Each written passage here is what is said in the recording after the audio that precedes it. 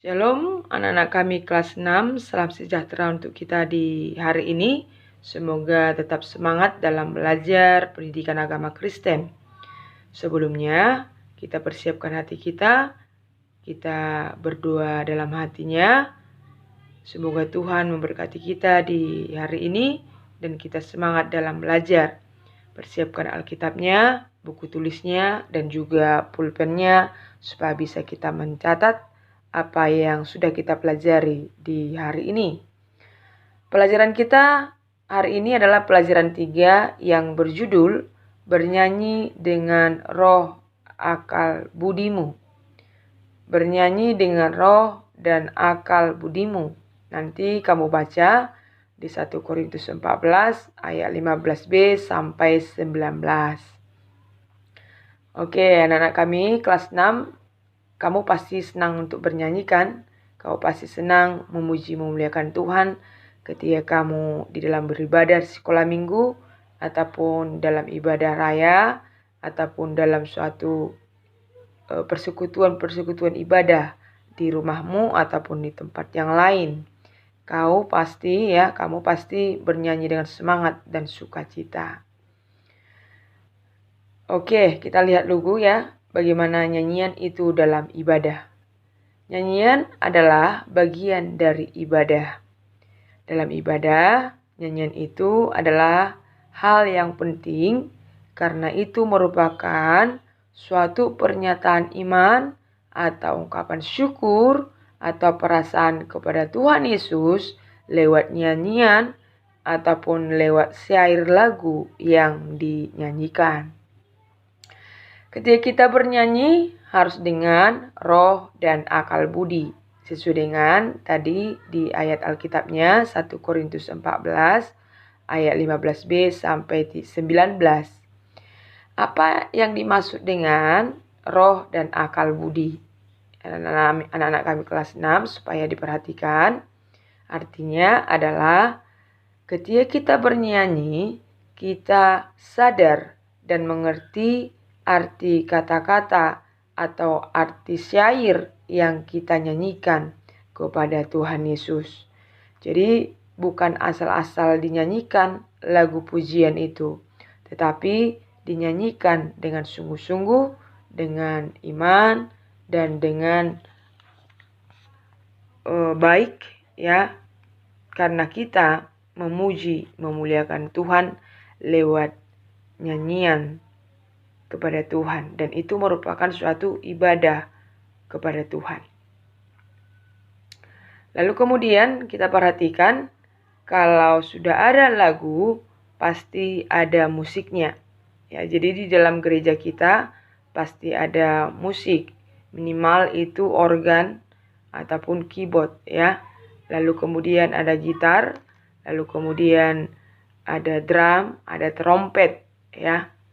Dan ada seruling, ada biola, dan lain sebagainya.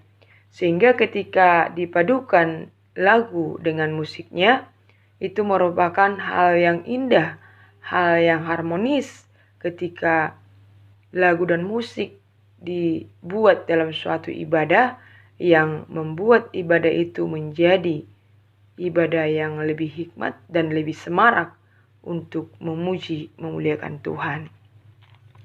Oke, kita lanjut kembali ya. Kita sudah membayangkan bagaimana ibadah bernyanyi ya. Bernyanyi dalam ibadah setiap minggu ataupun setiap ibadah yang kita lakukan. Kamu pasti senang untuk bernyanyi. Mari kita lihat bagaimana penyanyi atau suatu nyanyian ataupun suatu tim musik di dalam perjanjian lama. Supaya kita bisa mengerti bagaimana tokoh-tokoh Alkitab atau bangsa Israel memuji memuliakan Tuhan lewat nyanyian. Yang pertama, orang Israel atau dalam perjanjian lama ya membuat khusus tim musik untuk beribadah kepada Tuhan. Tim musiknya nanti kita baca di 1 Tawarik 6 ayat 31 sampai 47. Dan 1 Tawarik 23 ayat 5. Jadi ada tim musik yang terdiri dari 4.000 penyanyi. Bayangkan ya, 4.000 penyanyi itu adalah tim musik. Lalu kemudian 4.000 penunggu gerbang. Artinya ada dalam ibadah itu penerima tamu. Ya, penerima tamu untuk ibadah, menerima tamu dalam ibadah di setiap minggunya atau setiap sabatnya. Lalu kemudian tim musik ini bukan tim yang sembarangan, ya, tetapi di dalam sebelum ibadah mereka sudah melakukan latihan, persiapan dalam menyambut ibadah. Itu nanti kita baca di 1 Tawarik 25 ayat 7. Dan yang termasuk dalam tim musik ini adalah ahli dalam musik dan ahli dalam bernyanyi atau ahli dalam vokal. Jadi semua di sini orang-orang yang pandai dalam bermusik dan pandai dalam bernyanyi untuk memuji memuliakan Tuhan. Jadi tidak asal-asalan karena Tuhan kita itu luar biasa. Bayangkan Tuhan yang pencipta langit dan bumi, semuanya untuk kemuliaannya. Apapun yang kita gunakan, yang kita pakai, semua untuk memuji memuliakan nama Tuhan, khususnya bagian musik dan juga suara kita. Dan juga kita perhatikan petugas dalam perjanjian lama dalam membuat nyanyian, ya, membuat nyanyian yaitu suku Lewi. Itu nanti kita baca di 1 Tawarik 6 ayat 31 dan juga 2 Tawarik 5 ayat 11 sampai 13. Kita sudah belajar para pelayan dalam perjanjian lama yaitu suku-suku Lewi. Jadi kalau khusus untuk bernyanyi atau tim musik sudah dipilih suku Lewi yang memang ahli di dalam musik dan juga ahli dalam vokal bernyanyi. Jadi ketika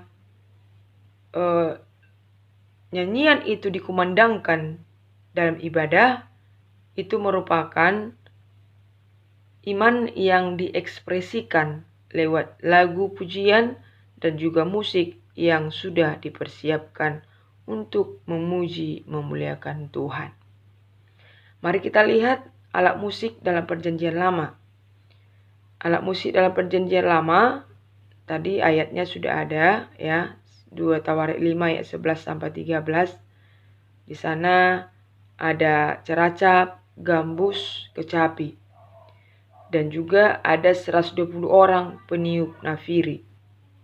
Tadi yang tim musiknya 4.000 orang untuk paduan suara, ya. Jadi itu termasuk paduan suara. Jadi luar biasa sekali para pelayan Tuhan dalam PL yang mempersiapkan ibadah untuk memuji memuliakan Tuhan karena dengan roh dan akal budi untuk memuji memuliakan nama Tuhan. Dan juga dalam perjanjian baru sekarang itu kita lanjutkan. Bagaimana dalam perjanjian lama ada tim musik dan juga ibadah ada lagunya, dan kita kembali juga mengikuti nyanyian di dalam ibadah dalam perjanjian baru ataupun pada zaman ini atau gereja-gereja yang kita masuki pada saat ini. Ada lagu, ada musik, dan itu disatukan menjadi perpaduan yang sangat indah untuk memuji memuliakan Tuhan. Dan juga alat-alat musik dalam perjanjian baru itu sudah modern. Itu bukan lagi gambus dan kecapi dan nafiri dan juga ceracap, ya, tetapi alat-alat band, ya, langsung gabungan band, drum, ya, drum, keyboard, gitar dan lain sebagainya untuk memuji memuliakan Tuhan. Dan nyanyian itu juga tim musik juga diadakan dalam ibadah perjanjian baru. Mari kita lihat bentuk-bentuk nyanyian di dalam ibadah kita. Yang pertama ada lagu pembukaan, kedua ada lagu penyembahan, ketiga ada lagu mau mendengarkan firman Tuhan. Keempat, ada lagu setelah mendengarkan firman Tuhan. Yang kelima, lagu untuk penutup ibadah. Jadi semua jenis-jenis lagu ini akan disesuaikan dengan tertib acara yang sudah disusun dalam ibadah setiap minggu. Dan ini tim penyusun lagu adalah orang-orang yang melayani di dalam gereja ataupun orang-orang yang bertugas yang sudah dipilih menjadi pelayan gereja. Kalau dalam perjanjian lama tadi adalah suku Lewi dan mereka sudah dipilih sebagai ahli-ahli dalam musik dan juga nyanyian ataupun vokal. Dan juga kita lanjutkan kembali seperti perjanjian lama, ada tim untuk mempersiapkan ibadah pelayan Tuhan yang sudah dipilih dan disiapkan untuk melayani Tuhan dalam setiap gereja-gereja pada saat ini. Mari kita lihat lagu-lagu pujian yang dinyanyikan dalam setiap ibadah pada saat ini. Yang pertama dari Kidung Jemaat, yang kedua buku ND itu lagu daerah masing-masing ya. Itu kalau buku ND itu orang Batak Toba. Dan juga kalau orang Batak atau bahasa-bahasa daerah disesuaikan dengan bahasa daerah masing-masing. Lalu kemudian yang dipakai lagu adalah pelengkap kidung jemaat ataupun kidung pujian ataupun lagu-lagu pop rohani yang populer.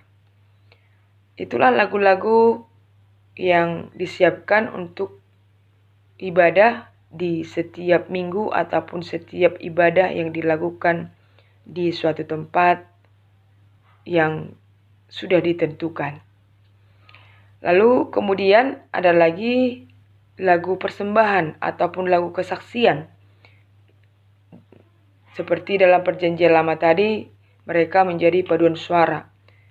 Kalau pada zaman ini atau perjanjian baru ataupun pada gereja kita pada saat ini, persembahan lagu misalnya dari kor sekolah minggu, kor remaja, kor komisi wanita, kor komisi kaum bapak, ada juga solo, ada juga duet ya, ada juga trio dan lain sebagainya.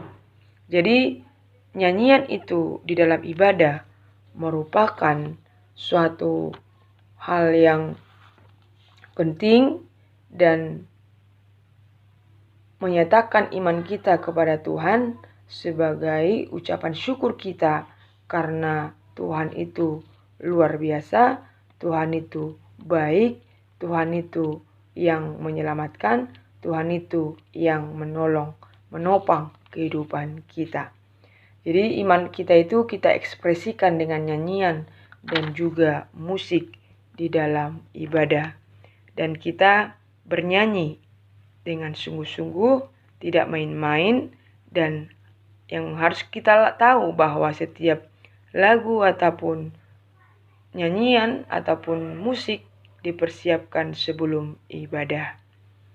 Jadi anak-anak kami kelas 6 hari ini sudah mengerti bagaimana nyanyian itu betul-betul dilakukan dengan sungguh-sungguh, dinyanyikan dengan sungguh-sungguh di dalam suatu ibadah. Karena itu adalah untuk menyenangkan hati Tuhan.